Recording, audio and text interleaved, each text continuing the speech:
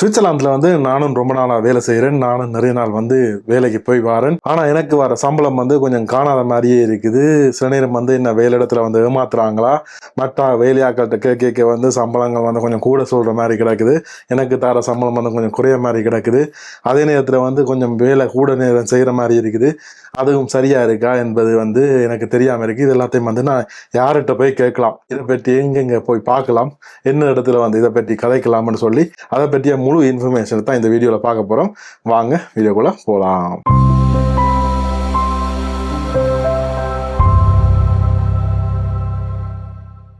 வணக்கம் மகளே, நான் தான் உங்கள் தானோஜ். நான் முதல்ல சொல்லியிருந்த மாதிரி வேலை சம்பந்தமா, அதாவது வந்து சுவிட்சர்லாந்தில் வேலை செய்கிற மக்களுக்கு இந்த வேலையில் வந்து சரியான சம்பளம் கிடைக்குதான்ற பற்றி தான் இந்த வீடியோவில் பெரும்பாலும் பார்க்க போகிறோம். பார்த்தீங்கன்னா இந்த சுவிட்சர்லாந்தில் வந்து வேலைகளுக்கு வந்து ஒவ்வொரு விதமான சம்பளங்கள் வந்து நிர்ணயிச்சிருக்கிறாங்க. அதுவும் வந்து எந்தெந்த அடிப்படையில்னு பார்த்தீங்கன்னா உங்கள்கிட்ட இருக்கிற செயல்திறன், அதாவது வந்து நீங்கள் படித்த கல்விகள் மற்றது உங்கள்கிட்ட இருக்கிற டிப்ளமோவை பொறுத்து கொஞ்சம் வித்தியாசப்படும்.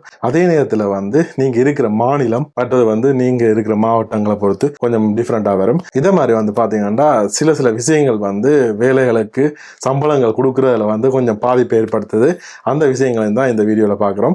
ஸோ முதல்ல வந்து நாங்கள் பார்க்க போகிறது என்ன விஷயம்னு பார்த்தீங்கன்னா இந்த வேலைக்கான ஒப்பந்தம். இந்த ஒப்பந்தம்ன்றது வந்து என்னென்னு பார்த்தீங்கன்னா அக்ரிமெண்ட் அல்லாட்டி வந்து கான்ட்ராக்ட்னு சொல்லுவாங்க. இந்த கான்ட்ராக்ட்லேயே வந்து 2-3 விதமான விஷயம் இருக்குது. அதில் வந்து முதலாவது நாங்கள் பார்க்க போகிற விஷயம் என்னென்னு பார்த்தீங்கன்னா CLA, அதாவது கலெக்டிவ் லேபர் அக்ரிமெண்ட்ஸ். இது வந்து எப்படி இருக்குமெண்டா, இப்போ உங்களை வந்து ஒரு கம்பெனி வேலையை கெடுக்க அவை வந்து இந்த CLA உடன்படிக்கையில் இருக்கிற ஆக்களை இருந்தால், அதாவது வந்து என்னன்னு பார்த்தீங்கன்னா நிறைய நாங்கள் குழப்பிக்க தேவையில்லை. இது வந்து ஒரு யூனியனோட சேர்ந்து வேலை செய்யறது தான் வந்து இந்த CLA அக்ரிமெண்ட்ஸ் சொல்லுவாங்க. அவை வந்து உங்களுக்கு வந்து சம்பளத்துல இந்த குளறுபடியும் செய்யல. அது என்னன்னு பார்த்தீங்கன்னா அவைக்கு வந்து அந்த CLA அதன் மூலம் வந்து என்ன சொல்லியிருப்பாங்கன்னு பார்த்தீங்கன்னா இந்த வேலைக்குரிய இந்த நபருக்கு இத்தனை மனத்தியாலத்துக்கு இவ்வளவு காசு கொடுக்க வேண்டும் என்றது வந்து கட்டாயமா ஒரு வரையறை அறுக்கப்பட்டு இருக்கும். ஸோ அதன்படி வந்து அது அந்த CLA அக்ரிமெண்ட்ஸ் மூலம் வாராக்களுக்கு வந்து கூடுதலாக வந்து பெருசு பிரச்சனை இருக்காது. இது சில கம்பெனிகள் வந்து தங்களுக்கான ஸ்டாண்டர்ட் அக்ரிமெண்ட்ஸ் வச்சிருக்கணும். அதாவது பார்த்தீங்கன்னா அவையே வந்து தங்களை கம்பெனிகளுக்கு கூடுதலாக சுவிட்சர்லாந்தில் எல்லாமே கூடுதலாக அப்படித்தான் இருக்கு. சில இடங்கள்ல வந்து நீங்க விருப்பப்பட்ட ஒரு யூனியன்ல போய் சேர மாதிரி இருக்கும். ஸோ அப்படித்தான் வந்து சுவிட்சர்லாந்தில் கூட இடங்கள்ல இருக்குது. ஸோ அந்த தனிப்பட்ட அக்ரிமெண்ட் உங்களுக்கு நீங்க போடைக்குள்ள வந்து நான் ஒரு வேலை கிடைச்சிட்டேன்னு சொல்லிட்டு ஓடி போய் அந்த வேலையிலே சேர்ந்து நான் வேலை செய்ய போறேன்னு சொல்லி பார்க்காம முதல்ல வந்து அந்த அக்ரிமெண்ட்ல வந்து ஒரு 4-5 பேஜ்ல வந்து உங்களுக்கு தருவாங்க. ஸோ அந்த 4-5 பேஜையும் வந்து நீங்க சரிவர வந்து வாசிக்கணும். இப்போ மொழி வந்து ஒருவருக்கு தெரியவில்லைன்னு சொன்னா இன்னொரு ஆள்கிட்ட கொடுத்து வாசிக்கிறதுல எந்த வித தப்பும் கிடையாது. ஏன்னு பார்த்தீங்கன்னா அதெல்லாம் வந்து உங்களுக்கு வாரத்துக்கு இத்தனை மனத்தியாலத்துக்கு வேலை இருக்குது, உங்களுக்கு இவ்வளவு சம்பளம் பண்றதை நீங்களே பார்த்துருவீங்க. ஆனால் உள்ளே இருக்கிற விஷயங்களையும் வந்து நீங்க பார்க்கணும். என்னன்னு பார்த்தீங்கன்னா ஒரு குடும்பக்காரராக இருந்தால், உங்களுக்கு குழந்தைகள் இருந்தால், அந்த குழந்தைகளுக்கு ஒரு வருத்த துன்பம் பெறும்போது இத்தனை நாள் விடுமுறை எடுக்கலாம்ன்றதெல்லாம் நீங்க கவனிக்கணும். அதே நேரத்தில் வந்து இத்தனை கிழமை உங்களுக்கு வருஷத்துக்கு ஹாலிடே இருக்குன்னு சொல்லி அதையும் நீங்க பார்க்கணும். மற்றும் பார்க்க வேண்டிய விஷயம் என்ன இருக்குன்னு பார்த்தீங்கன்னா சில கம்பெனிகள் வந்து அந்த விடுமுறை நாட்கள்ல வந்து வேலை செய்வார்கள். அப்படி விடுமுறை நாட்கள்ல அந்த கம்பெனியில வேலை செய்கிறார்களா அல்லது அது விடுமுறை தானா, அது எல்லாத்தையும் வந்து நீங்க கவனிக்க வேண்டியிருக்கும். எல்லாத்தையும் வந்து அந்த அக்ரிமெண்ட்ல போட்டிருப்பாங்க. ஸோ சரிவர உங்களோட அக்ரிமெண்ட்டை முதல்ல கண்ட்ரோல் பண்றது உங்களோட கடமையா வந்து இருக்கும். மற்றது பாத்தீங்கன்னா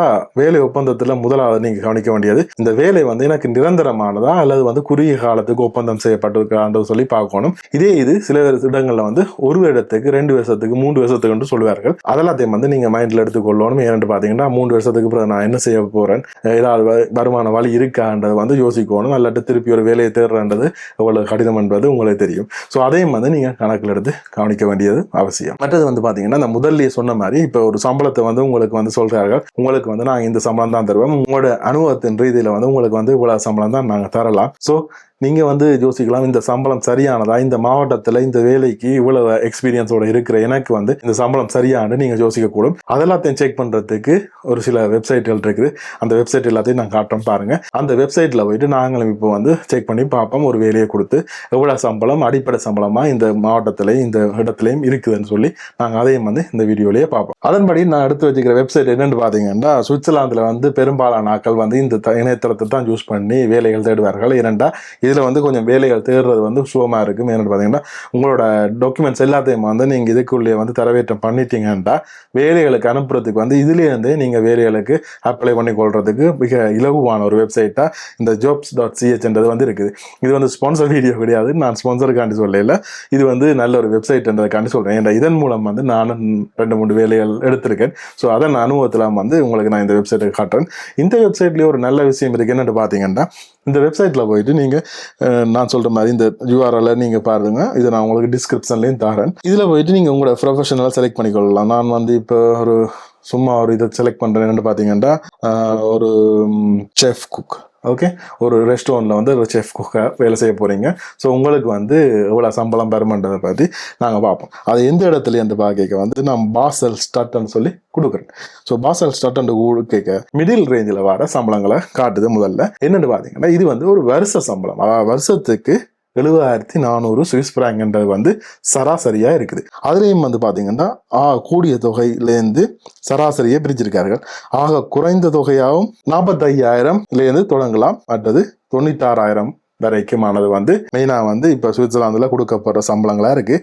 இதில் சராசரி வந்து 70,400 ஃப்ராங்க். இது வந்து யாருக்குன்னு பார்த்தீங்கன்னா செஃப் குக்குக்கு, அதாவது வந்து குக்கில் வந்து மெயினாக இருக்கிற ஆளுக்கு வந்து இவ்வளவு சேலரி, அதாவது வந்து நான் சொல்கிறது பாசல் ஸ்டார்ட்டில் கொடுக்குறாங்கன்னா கொடுக்கலாம். இதே இது பேர்னு நாங்கள் செலக்ட் பண்ணி பார்த்தா 73,000 ஃப்ராங்க், அதாவது கிட்டத்தட்ட 3,000 ஃப்ராங்குகள் அதிகமாக பேர்னில் கொடுக்குறாங்க. ஸோ இப்படி வந்து நீங்கள் எந்த இடத்துல வேலை செய்கிறீங்க, எந்த மாவட்டத்தில் இருந்து வேலை செய்கிறீங்கன்றதை பொறுத்து நீங்கள் இதில் வந்து உங்களோட வேலைகளை செக் பண்ணி பார்த்துக்கொள்ளலாம். இதே மாதிரி இன்னொரு வெப்சைட்டும் இருக்குது. அது என்னென்னு பார்த்தீங்கன்னா யூனியாவோட வெப்சைட்.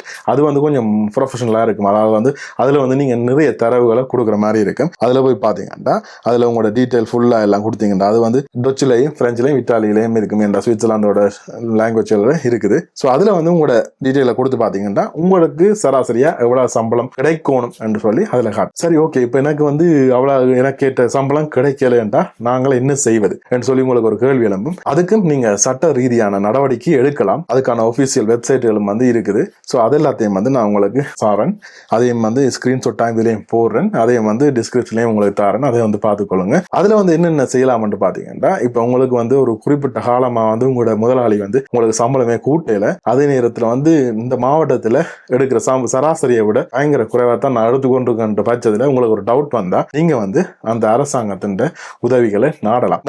உங்கள் தொழில் நிறுவனத்தின் மேல வந்து ஒரு கேஸை வந்து தொடரும் பட்சத்தில் வந்து அந்த கேஸை வந்து நீங்க சரியான முறையில் நடத்தி சென்று சக்சஸ் ஆகும் பட்சத்தில் வந்து உங்களுக்கு எப்பயிலேருந்து அந்த சம்பளம் குறைவா வந்திருக்கோ அதெல்லாத்தையும் மீள அவர்கள் பே பண்ண வேண்டிய ஒரு கட்டாயத்துக்கு தள்ளப்படுவார்கள். ஸோ இப்படித்தான் வந்து உங்களோட சம்பளங்களை வந்து நீங்க ஆன்லைன்ல செக் பண்ணிக்கொள்ளலாம், உங்களுக்கு சரியான சம்பளங்கள் கிடைக்குதான்னு சொல்லி. ஸோ இந்த வீடியோ உங்களுக்கு பிடிச்சிருந்தா இதை வந்து உங்களோட நண்பர்கள்ட்டையும் பகிர்ந்து அவர்கிட்ட சம்பளமும் சரியா எடுக்கிறாரான்னு சொல்லி செக் பண்ணி பார்க்க சொல்லுங்க. அதே மாதிரி இந்த வீடியோக்களை பகிர்ந்து கொஞ்சம் இந்த சேனலுக்கு சப்போர்ட் பண்ணீங்கன்னா தான் வருங்காலங்களில் இதே மாதிரி நிறைய வீடியோக்கள் போடுறதுக்கு ஒரு மோட்டிவா இருக்கும். ஸோ மீண்டும் ஒரு வீடியோவில் உங்களை வந்து சந்திக்கும் வரை உங்களிடமிருந்து விடைபெற்றுக் கொள்வது உங்கள் தனோஜ். நன்றி, வணக்கம்.